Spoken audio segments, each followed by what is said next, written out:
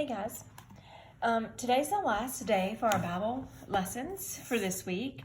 So I was looking over these last two questions that we have here on our Bible lesson, and I just thought we would just talk about them really quickly. You answered this one last time, so today let's look under check for understanding, or check your understanding. Describe in your own words what the people saw at the mountain. How do you think they felt when they were at the mountain? That's kind of the same question that was up here.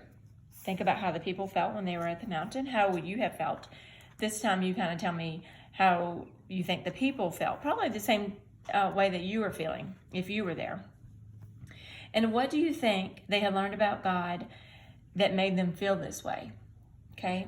Now, depending on what you said, they could have said that God was kind and God was loving, or they could have said, God is pure and holy and righteous.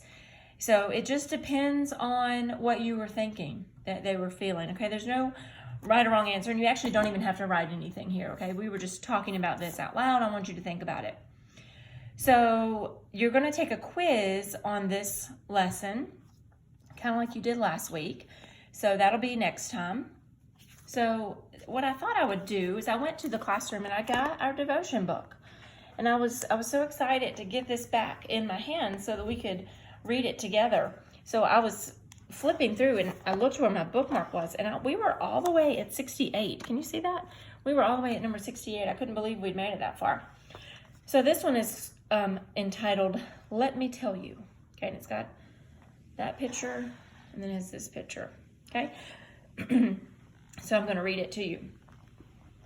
Let's see if I can pull it up. Jesus said to the followers, "Go everywhere in the world, tell the good news to everyone." Mark 16:15.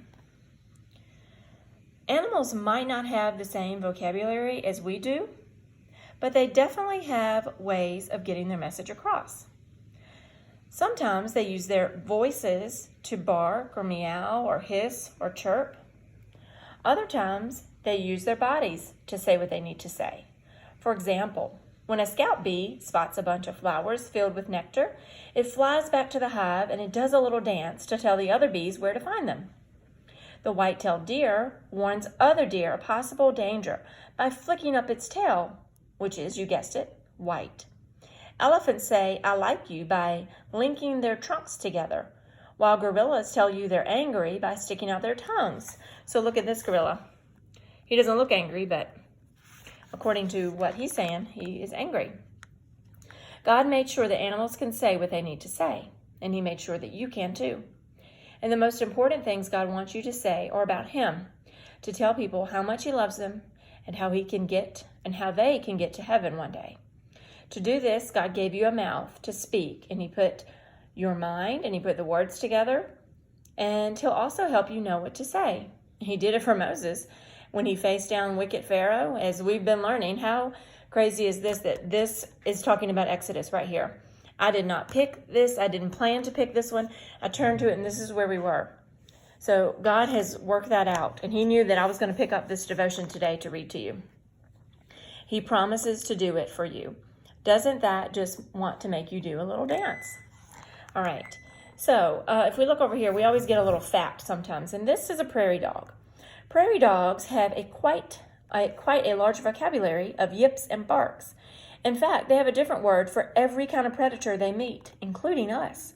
What's more is they use different words to describe how we look, what we're wearing, and how fast we move. So if you're ever stared at by a bunch of prairie dogs, then yeah, they're really talking about you. That's pretty cute. I like that. So here's our prayer for today. Lord, I want to tell the whole world about you. Please give me the words that will help others see how great you really are. Okay, so that's your Bible lesson for today. And next time you'll take your Bible lesson, or your Bible lesson, you'll take your Bible quiz on this Bible lesson. Okay, God shows his holiness. You can use your notes to go back and look and fill in your answers, and it shouldn't take you long at all. Okay, I'll see you guys next time.